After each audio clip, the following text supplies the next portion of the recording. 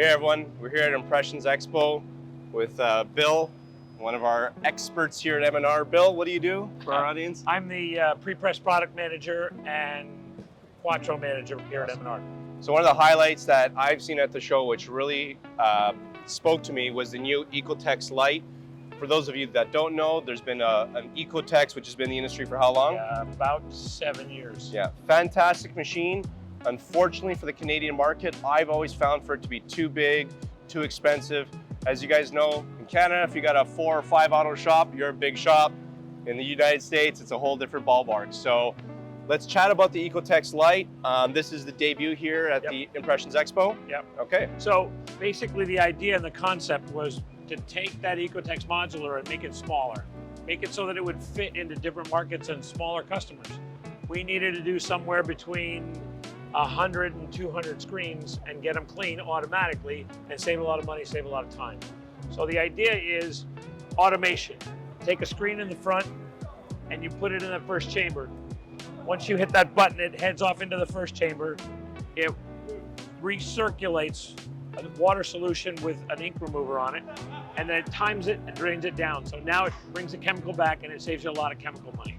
Once it's done in that chamber, it moves to the second chamber. That second chamber basically does the same thing, but with a very nice concentration of an emulsion remover. The idea is to soften the emulsion, not take it off. The way we do that is we can program in timers so that the difference between a 110 and a 230 is we won't wash the emulsion into that second chamber because we don't want it to fall off in the chamber and kill the chemical life. A lot of the competitive machines really do have what we call a car wash mentality where it goes chamber to chamber and it contaminates the chemical. We don't do that. We want to make it so that it stays as long as it can and then works. Once it goes to the third chamber basically has a pressure washer that is timed and it pressure washes that screen completely, comes out the back end and it's done. Awesome. So it's really automating that process and saving you a lot of time. In an 8-hour shift, we're estimating this will do somewhere between 150 and 180 screens. Awesome. Let's talk about ROI for our customers.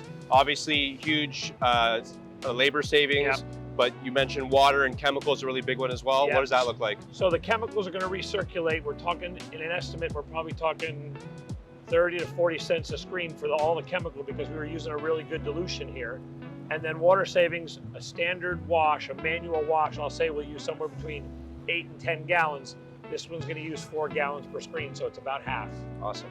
You know, I'm sure there's some people that are going to look at this machine and say, oh, you know, another machine that's this size, similar price point, nothing new here.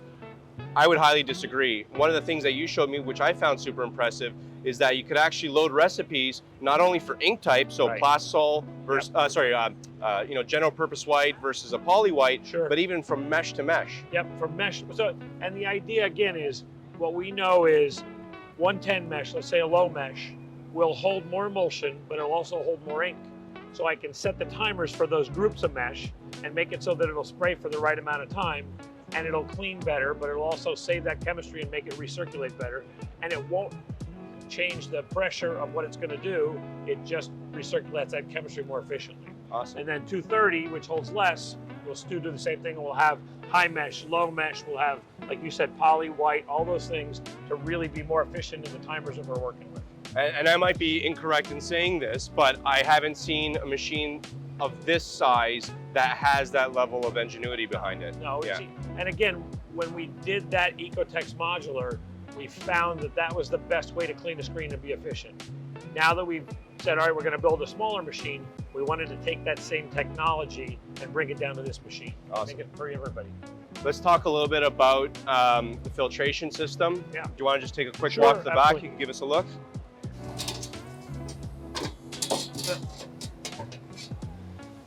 So basically in every tank, we put a screen filter that's cleanable, and that basically makes it so that nothing is going to end up into that pump and you're not going to contaminate your nozzle when you spray. The other thing we did that's different on this machine is we upgraded the spray nozzles so that you basically have, they're called conical spray nozzles, so they spray in a circular pattern. What that means is we're going to get a much better coverage of the chemical without having to have as much pressure, and it's going to clean the ink and soften the emulsion better with those round nozzles. Awesome, yeah. So I mean, you're not having to replace filters that are costly, Nope. right? Which Yep. we've seen in some of the other systems. Absolutely. You mentioned pressure. This is a very, very strong pressure washer, but you guys have not heard anything. Let's talk a little bit about that, because Sure. we've seen, obviously a machine like this generally is going in a smaller environment, Yep. sometimes in closed rooms. Yep. We've seen some, I mean, I can hear a pressure washer. It sounds like it's coming from across the hall. Oh yeah, These absolutely. things can be really loud, and we haven't heard anything at all. So let's talk about this. So that pressure washer, and oh, by the way, there's the screen at the back side. So the pressure washer is a 1200 PSI pressure washer, but we also decided that, like you said, it's going to be in a smaller environment. We want to make it as quiet as possible. We've been talking over it the whole time while it's running. It's not loud. It's really efficient, and it also makes it so that you can run it, make it go. The other thing we did was we downsized the pumps a little bit from an amperage standpoint. The whole machine now is 65 full load amps, 3-phase. So it also will fit in a smaller shop electrically, where we were worried about having it happen. There's the pressure washer pump coming back on. Nothing. We're talking over it right now. And It sounds like you're filling up a bucket of water. Yeah, it really does. Yeah. It's not loud at all. Yeah. And again, you mentioned power. You know, that's something, you know, we see some machines here at shows and like, oh, it's only 280 amps. Yeah. It's very hard to get that, amount of power in No, Canada. you're absolutely right. And the running costs are going to be way higher because of that as well. And people have said, you know, look, I can't bring 100+ amp 3-phase unit into my building. I don't have that kind of power in my building. Unless you get rid of all your flashes. Yeah, we get rid of everything.